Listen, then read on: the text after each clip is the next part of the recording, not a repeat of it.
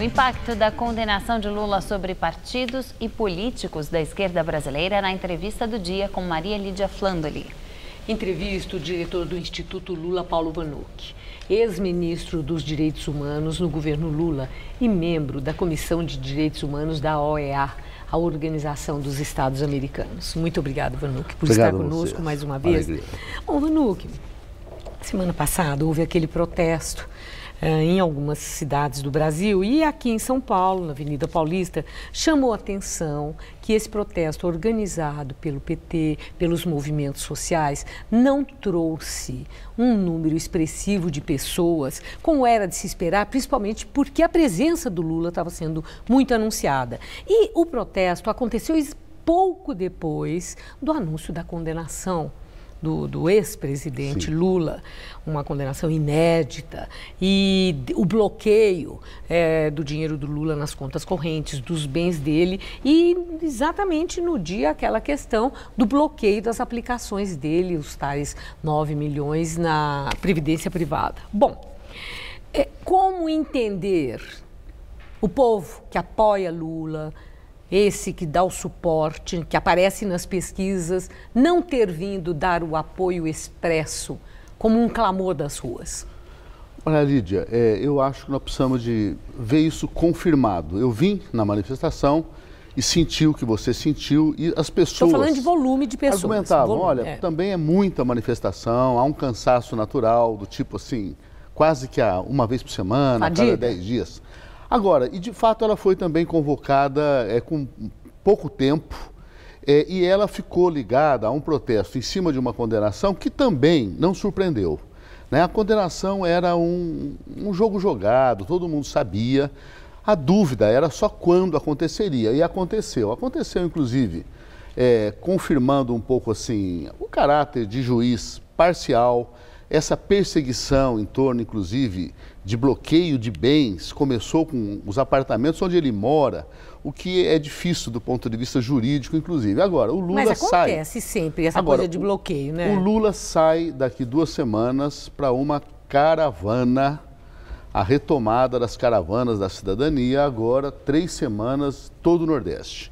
Ele começa em Feira de Santana e percorre todas as cidades polo do Nordeste. E por que ele vai onde exatamente ele tem apoio e onde ele é tão amado? Por quê? Porque e não vai conquistar em outros rincões? Maria Lídia, a força do Lula, confirmada nas pesquisas de intenção de voto, e aguardemos as próximas, que vai se consolidando a visão. Bom, a Operação Lava Jato, para pegar o PT, a Dilma, o Lula, era uma coisa, era um ritmo.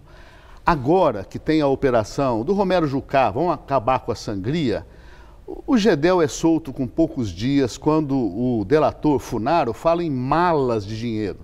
O próprio Michel Temer provavelmente não está enfrentando maiores dificuldades no impeachment quando a gravação do Joesley chega a falar assim em $500 milhão de propinas. Então o povo percebe esse 2 pesos e 2 medidas e mais, sente que no atual governo as reformas trabalhistas, terceirização, vão retirando direitos dos trabalhadores. Por exemplo, o almoço. As empresas podem agora reduzir de 1 para meia hora o intervalo de almoço. Então o Lula, ele vai ser aquela lembrança de um período que o Brasil foi melhor, de um período em que havia emprego, em que havia recuperação do salário. Então no Nordeste, a força do Lula é assim, acachapante. E claro que em São Paulo é um território onde sempre ele teve mais dificuldade, o PT sempre teve mais, então também a força da mobilização aqui é diferente do Nordeste. Agora, Paulo Vanucchi, não tem uma racionalização aí, sabe? Eu pergunto isso no seguinte sentido, aparecendo assim as contradições. Não entro no mérito dos acertos e erros de Sérgio Moro, até porque nem tem competência para colocar. E você não é a pessoa, não é um jurista. Eu tenho feito entrevistas com esses questionamentos do ponto de vista da lei, da gente ouvir. Aí é do ponto de vista político e também olhar do cientista social, né? E de uma pessoa que representa o Brasil numa comissão de direitos humanos. Então, é muito importante o seu ponto de vista. Nesses bloqueios determinados pelo Sérgio Moro, do dinheiro do Lula, dos bens do Lula, do que ele possuía. Quando a defesa do Lula diz, ele ficou sem condições de subsistência, no dia seguinte aparecem 9 milhões aplicados em previdência privada, isso não pode chocar esse eleitorado que gosta tanto e acredita no Lula, entendendo que pode existir aí uma grande contradição entre aquilo que aliados falam, que defesa fala, ele próprio fala, e os bens que possui? Maria Lídia, assim, há a situação da pessoa jurídica, que muitos de nós, jornalistas, somos pessoas jurídicas, não somos a pessoa física que tem uma relação. Então, o Lula, pessoa física, ele teve bloqueado um apartamento, que é uma ilegalidade. Eu tenho segurança de que isso vai cair, vai ser quebrado, como outras decisões do juiz Moro começam a ser quebradas. O dele, o apartamento dele, onde ele mora. Agora, a outro bloqueio de 9 milhões é da empresa de palestras de Lula, e eu fui visitar o Fernando Henrique junto com o Paulo Okamoto sobre isso, e ele disse, o Lula vai ganhar muito dinheiro com palestras.